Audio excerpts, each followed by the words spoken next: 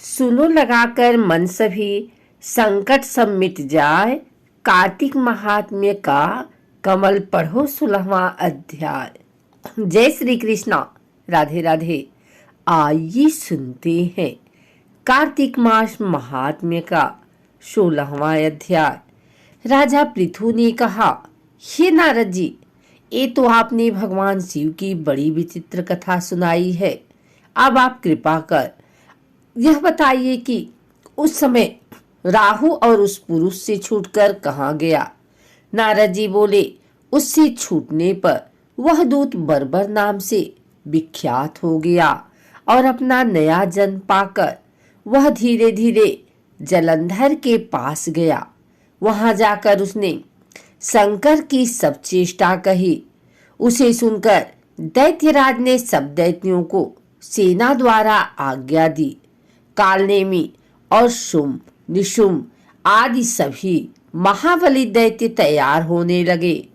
एक से एक महाबली दैत्य करोड़ों करोड़ों की संख्या में निकल युद्ध के लिए जुट पड़े। महाप्रतापी सिंधु पुत्र शिव जी से युद्ध करने के लिए निकल पड़ा। आकाश में मेघ छा गए और बहुत अपशकुन होने लगे। शुक्राचार्य और कटे सिर वाला राहु सामने आ गए। उसी समय जलंधर का मुकुट खिसक गया, परंतु वह नहीं रुका। उधर इंद्रादिक सब देवताओं ने कैलाश पर शिव जी के पास पहुंचकर सब वृतांत सुनाया और यह भी कहा कि आपने जलंधर से युद्ध करने के लिए भगवान विष्णु को भेजा था। वह उसके वंशवर्ती हो गए हैं और विष्णु जी लक्ष्मी सहित जलंधर के अधीन हो उनके घर में निवास करते हैं। अब देवताओं को भी वहां रहना पड़ता है। अब वह बलि सागर पुत्र आपसे युद्ध करने आ रहा है, अतएव आप उसे मारकर हम सबकी रक्षा कीजिए।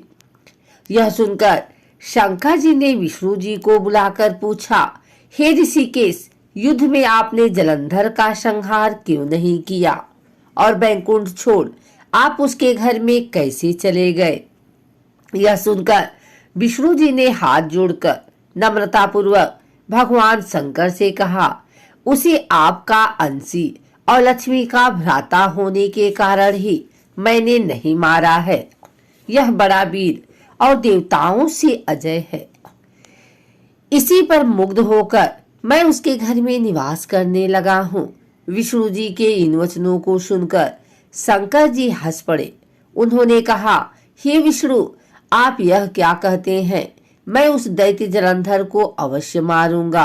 अब आप सभी देवता जलंधर को मेरे द्वारा ही मारा गया जान अपने स्थान को जाइए। जब शंकर जी ने ऐसे कहा तो सब देवता संदेह रहित होकर अपने स्थान को चले गए। इसी समय पराक्रमी जलंधर पर्वत के समीपा कैलाश को घोट सिंहनाद करने लगा। दैत्यों की नाद और कोलाहल को सुनकर शिव जी ने नंदी आदि गणों को उससे युद्ध करने की आज्ञा प्रदान की। कैलाश के समीप भीषण युद्ध होने लगा। दैत्य अनेकों प्रकार के अस्त्र शस्त्र बरसाने लगे। भेरी, मृदंग, शंख और वीरों तथा हाथी घोड़ों और रथों के शब्दों से शाब्दित हो पृथ्वी कांपने लगी। युद्ध में कटकर मरे हुए हाथी, घोड़े और पैदलों का पहाड़ लग गया। रक्त मांस का कीचड़ उत्पन्न हो गया। दैत्यों के आचार्य शुक्र जी अपने मृत संजीवनी विद्या से सब दैत्यों को जिलाने लगे। यह देखकर शिव जी के गण व्याकुल हो गए और उनके पास जाकर सारा वृतांत सुनाया। उसे सुनकर भगवान रुद्र के क्रोध की सीमा न रही। फिर तो उस समय उनके मुख से एक बड़ी भयंकर कृत्या उत्पन्न हुई, जिसकी दोनों जंघाएं ताल वृक्ष के समान थी।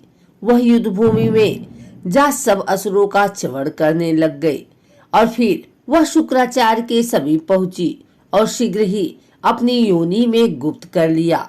फिर स्वयं भी अंतर ध्यान हो गई। शुक्राचार्य के गुप्त हो जाने से दैत्यों का मुख मलिन पड़ गया और वे युद्ध भूमि को छोड़ भागे।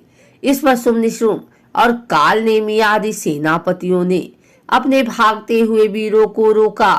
शिव जी के नंदी आदि गढ़ों ने भी, जिसमें गणेश और स्वामी कार्तिकेय जी भी थे, दैत्यों से भीषण युद्ध करना आरंभ कर दिया। अगर आपको हमारी वीडियो अच्छी लगी हो तो इसे लाइक करें, कमेंट करें, शेयर करें। हमारे चैनल को सब्सक्राइब करके बेल नोटिफिकेशन ऑल पर सेट कर लें ताकि आगे आने वाली वीडियो सबसे पहले आप तक पहुंच सके। धन्यवाद।